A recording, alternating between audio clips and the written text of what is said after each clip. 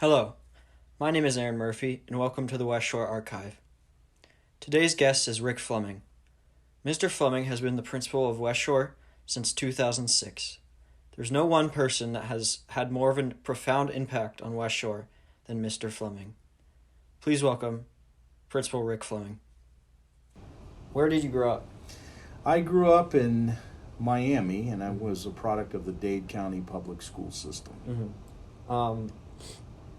Did you know you wanted to be in education back then in high school? Or? Aaron, from the time I was old enough to recognize what teachers do and being in a classroom, I always wanted to be a teacher because I valued the inspiration, I valued the autonomy, I valued the genuine enthusiasm that teachers had for their job, and I always wanted to be a teacher from the time I was old enough to be in school. Mm-hmm.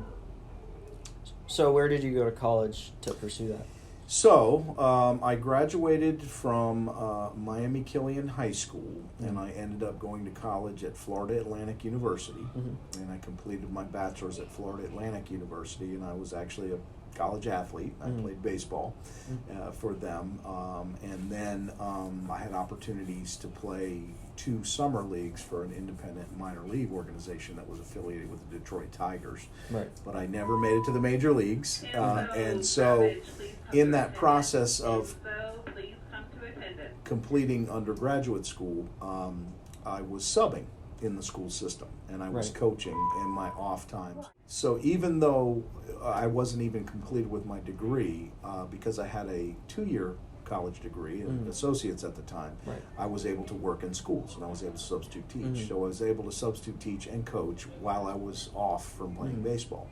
So I've actually been working in school since I was 20. Wow. So in doing that in that capacity because I always enjoyed it. But once I graduated, I had a degree in history, and my principal at the time was my principal in high school. Oh. And he said, I want to hire you as a teacher. So I went back to my high school to teach. Lo and behold, there were no history openings. He said, if you get certified in driver's ed, because I need a driver's ed teacher, I could give you a job. And I was like, driver's ed? I said, I'm going to become a history teacher. And actually, I was certified in PE also. So I said, you have no PE or no history opening, so I guess I'll teach driver's ed. So I went in the summer and got certified in driver's ed. So my first teaching job was actually teaching driver's ed at a very large urban high school in Miami. It's called Miami Killian. There were about 4,500 students. There were about 800 students per semester that would go through my program. I had 4 teachers I worked with. We had 14 cars on the driver's ed range, and we would take students out on the road. We would certify them to get their license. So after my second year of doing that, I had 3 of the other teachers that left to pursue other options. I became the department head. So at 24 years old, here I am, the department head of a very large department, and having to deal with 800 students a semester. So that gave me a lot of leadership opportunity.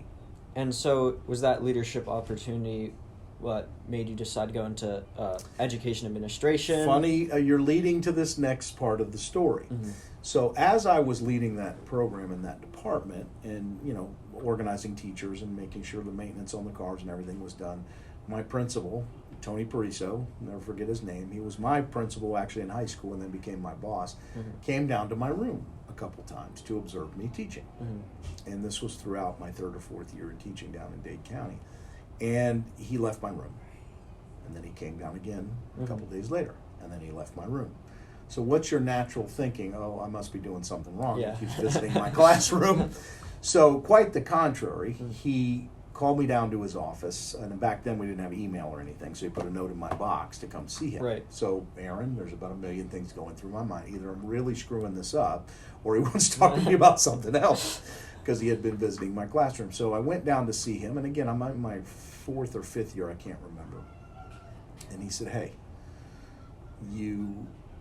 I really like the way you handle kids, that you communicate with your teachers in your department, and that you communicate with parents in both your coaching capacity and your teaching capacity. I think you would make a good administrator. So my first inkling it was look at him and do what you do. There's no way. Right. I'm not going to do that. Well, as fate would have it, my father was a longtime administrator, principal, and so I grew up around schools and watching him as a principal and a district administrator. So I said, well, okay, I already had a master's degree because I had been going to school while I was teaching to get a advanced degree, so I'm bettering myself. Because school, when you're a teacher, an educator, becomes a way of life. It's not just a job where you're finished getting educated and you just teach. Teachers are constantly going for professional development and advanced degrees to get better at their craft and what they do. So he came up with an opportunity for me. This is like in the early 90s, and said, I have an assistant principal that was assigned to me. She's relatively ineffective, and I have her doing other things because she's not good with dealing with students and parents. Right. So I'd like you to work in the office for 3 periods, and then you teach 3 periods. And so I was like, okay, so I'm kind of doing her job. Yeah. And he said, well, kind of. He said, but it'll be good training for you to become an administrator. And I was like, still kept thinking, why does he want me to do this? Because I'm teaching, I'm coaching. I was coaching 3 sports, football, baseball, wrestling, And so anyway, I said, yeah, you're my boss, whatever you need, So I did that. And right around that same time, Aaron, a generation-changing event happened in Miami known as Hurricane Andrew. Oh, You may have heard about it. I have, yeah. So my home got completely destroyed. Wow. I lost both of my cars. My entire family lived within 6 miles of each other. Their homes were destroyed. So we came to a crossroads, my wife and I. At the time, I had a 1-year-old daughter. Right. And the Greek word for crossroads is crisis. Now, many years before, my father had applied for the superintendency job in Brevard County when I was a brand new teacher. He finished as a finalist next to Abe Collinsworth, who was our superintendent. Chris Collinsworth, the announcer, it's his dad. He was the superintendent. So my dad didn't get the job, but I came up in the interview process with him as a brand new teacher. I wasn't married yet, and I had a chance to look around Brevard County. And I said, oh my God, it's beautiful here. So when Hurricane Andrew happened and our homes were destroyed, I came to that crossroads and said, if we're going to raise our family somewhere other than Dade County, because Miami was very crowded. I loved Miami. I grew up there, but it was so crowded. Then this is our opportunity to move to a smaller community and to raise our kids in a smaller community. So hence moving to Brevard County and then coming here. So when you came to Brevard County, did you start at West Shore immediately? Or? No. Interesting story. I came to Brevard County in 1994. And I finally got to teach history. Yeah. I was so excited because I was a world history teacher. So I didn't come as an administrator. I came as an actual teacher, although I had administrative experience. So what was happening at the time in Brevard County is we were growing by leaps and bounds, in student enrollment and everything else. So I came and I taught and I coached football at Hoover for a year. I taught social studies and coached. Back then they had junior highs and not middle schools. So Hoover was a junior high school. Yeah, so they were grades 7 through 9, and the high schools were 10 through 12. That configuration has since gone by the wayside, and now it's middle school. Anyway, so in my time in teaching at Hoover, I immediately enrolled to get my next degree, which was my specialist degree in educational leadership. Even though I already had a master's, I was eventually going to go back and get a doctorate. So I was in some classes with the dean from Rockledge because he was getting certified as an administrator. So while I was in teaching and coaching and going to school, I met this man named Tony Hines. He was the assistant principal dean at Rockledge. He says, hey, I'm moving up to the 12-month position. My dean position is open. And I said, oh, well, that's interesting. I'm teaching, I'm finishing school. So again, the call for administration once came to me again. Yeah. Tom McIntyre, the late, great Dr. Tom McIntyre, he was principal at Mel High for a while. He was the then principal at Rockledge High. He called me and said, hey, listen, you're from Miami. You're used to dealing with large urban populations. I could really use a dean that knows what they're doing, and I understand you had administrative experience. And I said, yeah, but I'm teaching at Hoover, and that's what I would want to do is be a teacher and coach, but I jumped at the opportunity. Yeah. So then I became the dean at Rockledge High, and I was the dean at Rockledge High from 1994 to 1998. And then the next phase of promotion came up where you move from a 10-month assistant principal or a dean to a 12-month assistant principal. So I applied and I got the assistant principal job at Cocoa Beach. And that gave me my chance to work with accelerated programs because I got immersed in bringing the IB program to Cocoa Beach at the time. And that was back in the late 90s. And they're also a 7 through 12 environment. Yeah. So I got a lot of experience. I spent 5 years at Cocoa Beach as the assistant principal, brought the IB program there because that school was declining in enrollment because their population in Cocoa Beach was aging and all their kids are grown. So they needed more students, so we bused students in for the IB program. Right. So I was there 5 years, and I think it was either 2001 or 2002. I can't, all the years run together. I became principal at Jefferson Middle School. And so I was at Jefferson Middle School for 3 years, and then the opportunity at West Shore came up. Now, keep in mind, as a kind of a comprehensive school guy who was a former college athlete, I always saw myself at a school with a large athletic program and football and all these things. But because I had a lot of experience running accelerated academic programs, like bringing the IB program to Cocoa Beach, West Shore was kind of a good fit for me. So I applied and was selected in 2006. I think Bridget was a senior when I got here in 2006, and then I've been here ever since. Right. You know, so that's kind of my journey, my into career. West Shore. Yeah.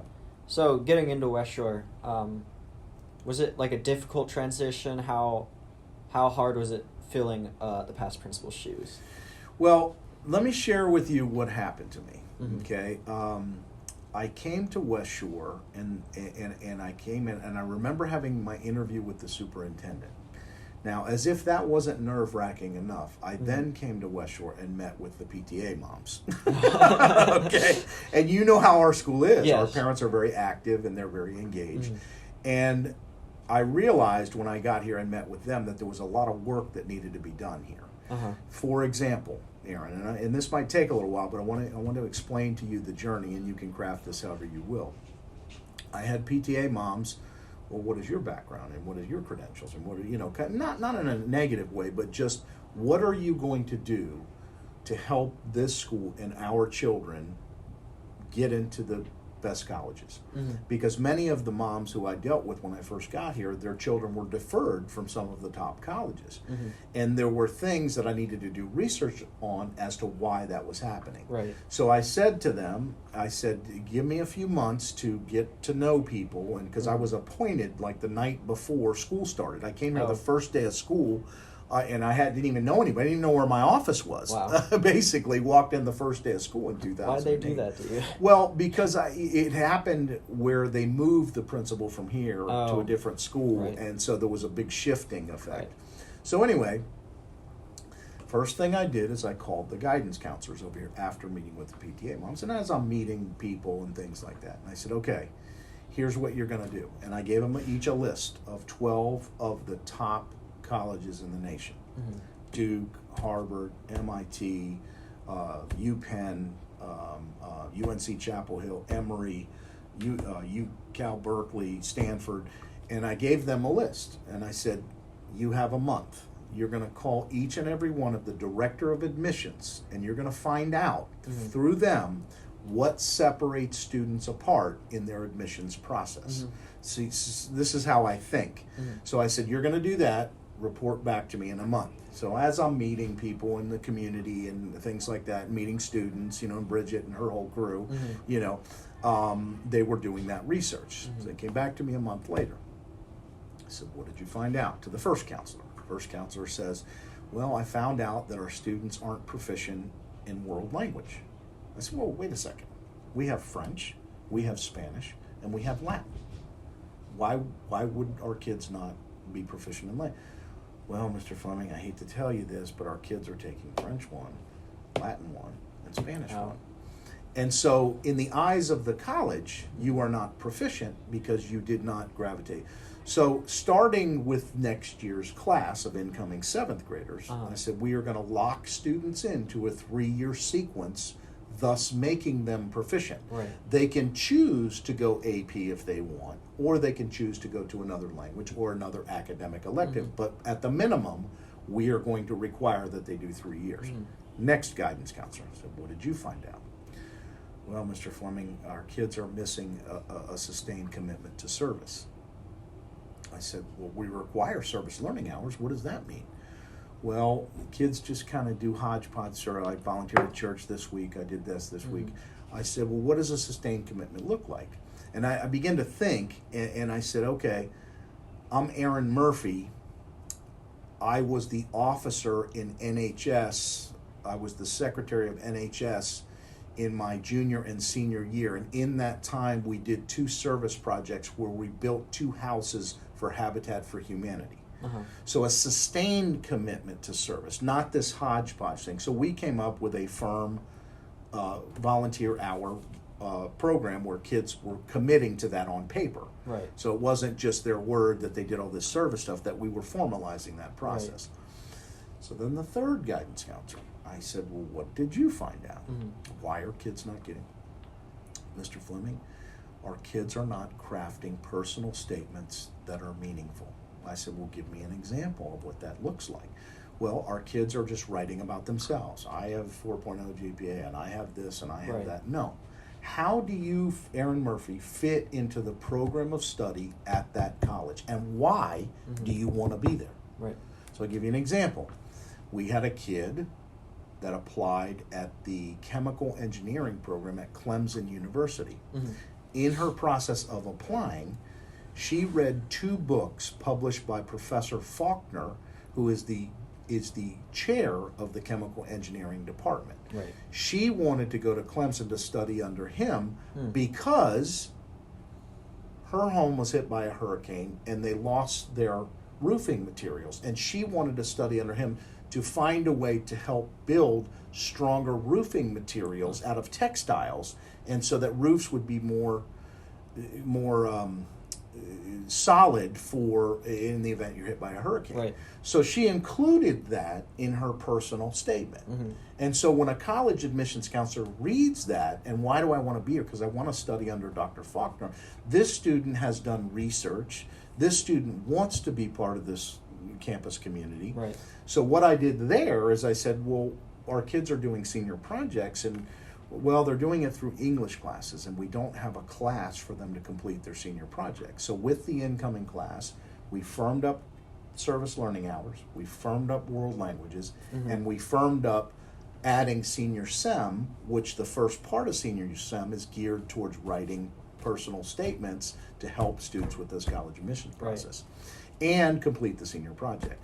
So we made those changes, Aaron. Fast forward 6 years, and our students started to get into those highly selective colleges with more regularity. Okay.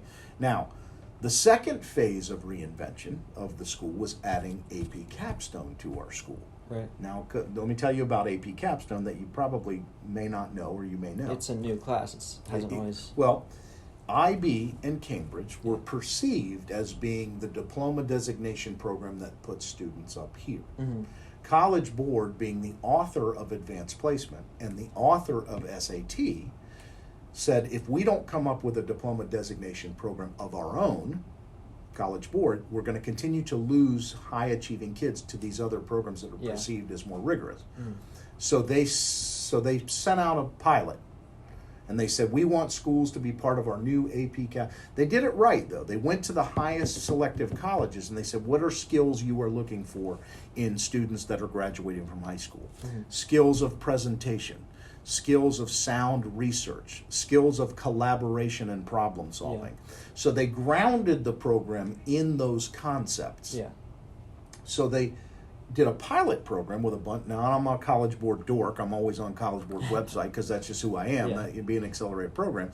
And I saw they were looking for pilot schools. So I contacted my contact at College Board and said, hey, Bart Keeler, West Shore's tailor-made for this. We got 32 AP courses in our schedule. I want to add this diploma designation for our kids to give them the edge in college admissions. And what can you... Oh, we're really sorry, Mr. Fleming. We already chose our pilot schools. I said, what the hell? You know me. I'm like intense. I'm like, okay, you don't want us? Fine. Well, fast forward a year. Guess who calls me? We're really sorry, Mr. Mr. Fleming, those schools didn't implement the program with fidelity like we know you would. So would you be one of our schools? And I said, not only will I be one of your schools, but only if you come down and you present it to my faculty and you present it to my parents and explain how you've crafted this program and how it's good for kids. In my head, I already knew we were going to do it because I knew it was good for kids. Yeah. So they came down, did the whole presentation, and we brought Capstone to West Shore. And the reason we did that too, Aaron, is because we wanted to give students the rigorous edge on college admissions, so we brought that. So that was the second phase of reinvention to the school. Also, amongst the first phase of reinvention, in addition to the three things we added, I also saw that our homeroom was a glorified study hall. I said, well, we got to do something with this homeroom. Right. And here's what I did, because we would have kids at this school before you got here, when Bridget was here, that would rather sit in a corner and read a book than go to a pep rally. I mean, they were really disconnected socially. Smart kids, but just disconnected. So what I did is I did an activity with the staff, and this was in the first phase of reinvention, and I put every student's name in our entire school, Alpha, on easel paper like that, and I posted it up in the media center. And I said to the staff, I said, okay, we're going to have breakfast. And they're all looking around at the names. They didn't know what I was doing. And I said, I want you to I gave them the little round stickies, those neon ones. And I said, I want you to put a name next to every single student you feel you have a meaningful connection with. Now, for every staff member other than math people, it was pretty easy. But our math people were like, oh, what does that mean? So I had to define it for them. I said, the name of their dog, their parents, what instrument they play, what sports they're involved in, that kind of stuff. So we took about an hour, and staff was laughing, and they were walking around putting dinner, eating breakfast. And you could have heard a pin drop when I got everybody back together. And I said, I want you to look around the room. You had some kids like Bridget that had 14 stickies next to her name. Right. And you had some kids that had none. Yeah. And I said, we have got to do something to connect our kids to our mission and what we're doing here.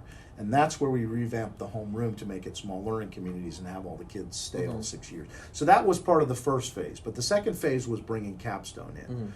And during these phases, because I'll tell you a story that I told the staff when I added Capstone. There was a company in 1989 called Brother. You can Google them and look them up. Now, Aaron, I'm old. Back then, in 1989, Brother made the most Mac Daddy typewriter you ever saw. I mean, Aaron, it had autocorrect, it had voice command, it had whiteout, but it was a typewriter. Right. Now, if you think back to that period of time, what also came out around the same time? Desktop computers. Personal computer, the dot matrix printer. Yeah. So I challenged the staff, and guess what happened to Brother, the company? It went under. It went under, went out of business. Here's a company that makes their best product in their final year. They made this, but it was obsolete. Yeah. And I pointed at the staff and I said, West Shore will never be obsolete, not under my watch. And so that was the springboard of the second phase of reinvention and adding Capstone to our school.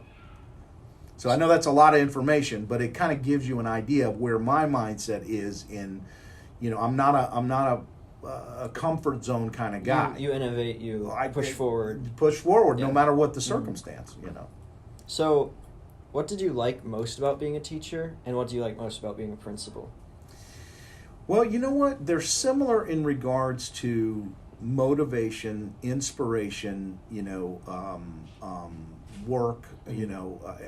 What I miss is the direct contact with the students. Yeah. And the enlightenment that is given when you teach a new concept or you know that students are getting it, and the project-based learning types things that we would do. Right. I miss that direct contact with students. Now, as a principal, somebody once asked me, I consider myself the coach of a very large team. Now, somebody often made the cliche that, it's about having the right people on the bus. Well, that may be true, but it's about having the right people in the right seats on the bus to make something effective. And I say that in jest because if you think about it, there are people who think they are in the right seats on the bus, but from the cerebral global perspective of a principal, they're not in the right seat. So it's my job to convince them where they're needed on the seats and to give them reasonings and rationales as to why they can help the team better from another seat. Right. So has that ever been like a conflict point in your career, trying to get a person or a teacher to do something else that they're... Yeah, well, what I like to say is it's productive struggle, okay, for the employee, and there are hard conversations that need to be had. And if you're not willing to have hard conversations with people, this is not the chair for you. Because, when you have so much at stake, Aaron, when you have your future at stake and a student's future at stake, there is no more sacred task than a teacher in providing that support and inspiration and things like that.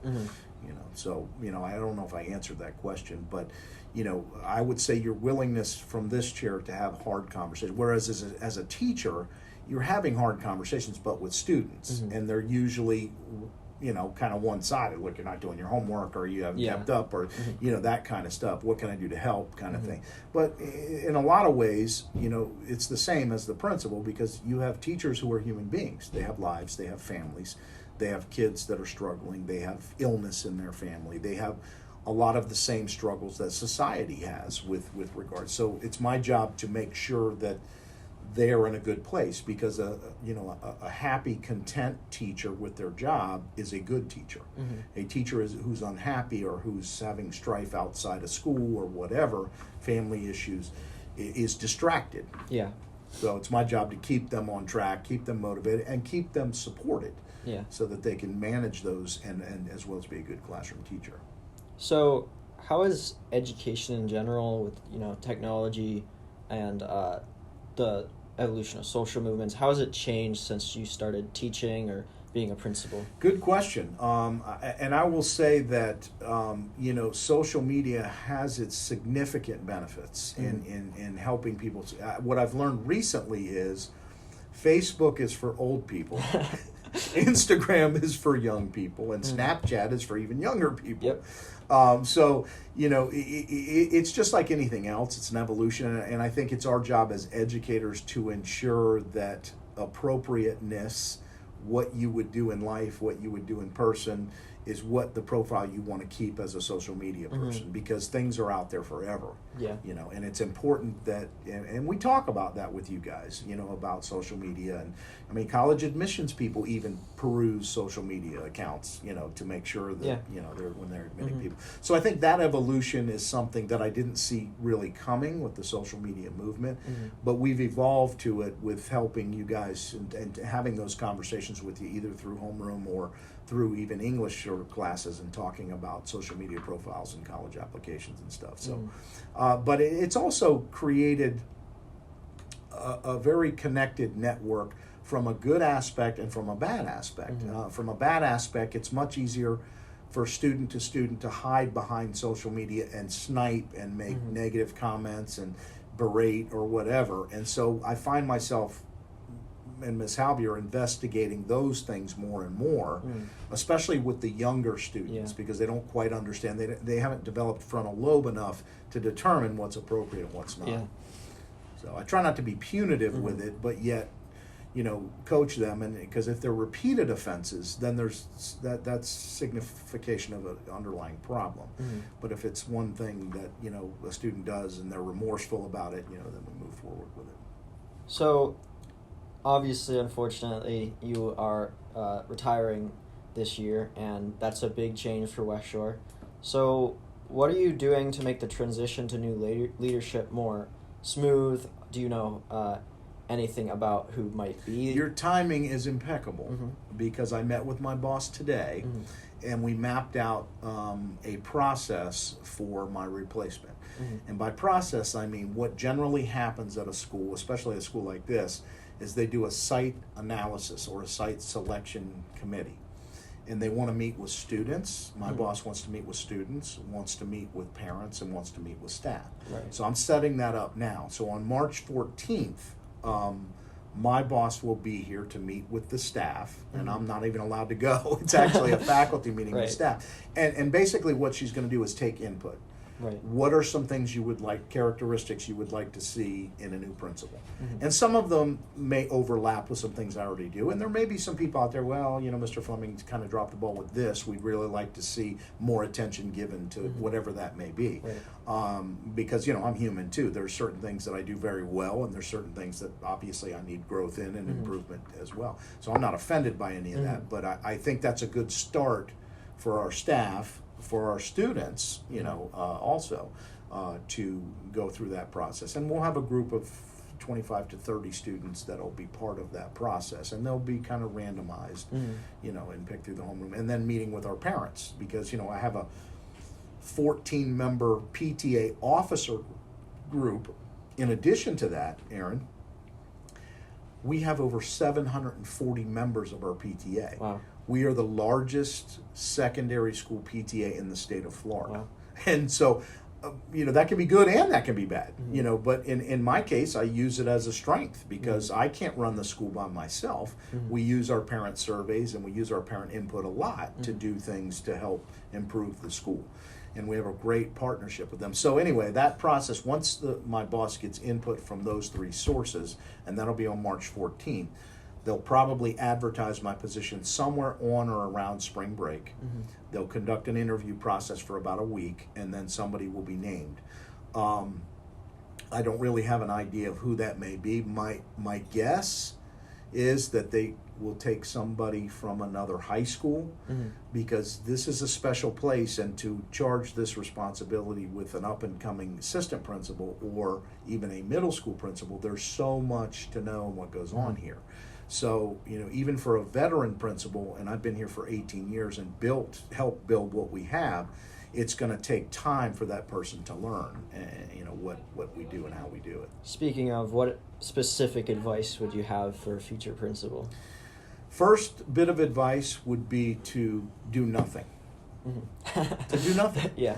To watch your staff, to listen to the teachers, to listen to the students, and to do nothing with programmatically for the first year. Now, any veteran principal is going to pretty much know that. Right. And then as they see things that can be improved upon, because as a proactive person myself, I would expect anybody to watch what's going on first and say, how can we make this better? And what can we do to make it it's already good. I mean, West Shore, obviously, we're getting ready to earn our 4th National Blue Ribbon. Yeah. So, I mean, you don't fix what's not broken, but you can make it better and put your mark on it. So I see the new principal, that would be my first bit of advice, is to do nothing. Operationally, you want to obviously run the school, but programmatically look at what we have and then see what kind of marks you might want to put on it. That'll eventually help students. Right. So, Mr. Slaterman talks about this all the time in classes. Principals don't usually stay as long as you have. What do you think contributed to you staying at West Shore? Why did the district allow that for so long? Well, to be honest with you, I think the district knows that, number one, that I'm not a comfort zone person, and I'm very proactive and I'm very innovative with educational trends and policies. So they want somebody at a school like this that's going to continue to try to bring the school to the next level, hence the reinventions I talked to you about. But when I got here, being a kind of comprehensive guy who lettered in 3 sports and who played collegiate sports, I always saw myself as running a large school, because athletics, believe it or not, it's 20 to 30% of what I do. Hiring coaches and making sure, resolving conflict with coaches and making sure our teams are getting sportsmanship along with being competitive. So I saw myself as being here a couple years and then maybe moving to a larger school based on the district needs, because I'm a team-centered guy. If the district needs me at another school. But when I got here, as I said, Aaron, there was a lot of work that needed to be done. It was a good school, but it could be great. And there's a book out there by a guy named Collins that I read, and I have his Built to Last book right there. But he wrote a book called Good to Great. And the premise behind the whole book is, if you're satisfied with being good, you'll never be great. And you can never satisfied with being great either. You have to look for the next thing to make your, and to give your students the edge. And again, our curriculum, I think, has put a lot of pressure on students, but it also, when you get to college, you're going to look back and go, man, I hated Mr. Fleming for putting me through all that stuff when I was at West Shore. But you know what? I'm leading study groups. I'm knocking out an MLA paper in half an hour. My rooms are pulling all-nighters. I am leading in my college. Yeah. And that's my whole goal. So when I saw the work that needed to be done here, completely immersed myself in it. And I'm a long-range planner and long-range thinker, with everything from training to teachers to programmatic things that need funding or need support or need training. So I saw myself continuing to plan down the road for stuff, and I'm like, I've already been here, 6-7 years. I mean, I'm at my 30 years. I might as well finish my last 5 here. So and I'm happy to do that because I mean, like you, Bridget, Bernadette, Kira, Abe, Noah, Aaron, Grace. I mean, I know your whole family. I know your mom and your dad. And I mean, building those relationships with parents as well as students and families has been the highlight of my career, to be honest with you. Because when you're connected as a family, I see myself not necessarily as your principal, but more like an uncle. Right. Yes. I mean, because it's like I've known you since you were in a damn car seat. I mean, so for me, I get nostalgic about that. And once I had been here for so long and built all those connections and relationships, I felt that it was important to stay and finish out here. Yeah. Well, thank you. This interview has been very insightful into the history of West Shore your history. Anytime, buddy. As Mr. Fleming retires this year, it signals an end of an era in West Shore history. Thank you, Mr. Fleming, for coming onto the podcast to tell us how West Shore became the top 50 school in the nation it is today. You'll be greatly missed. Thank you.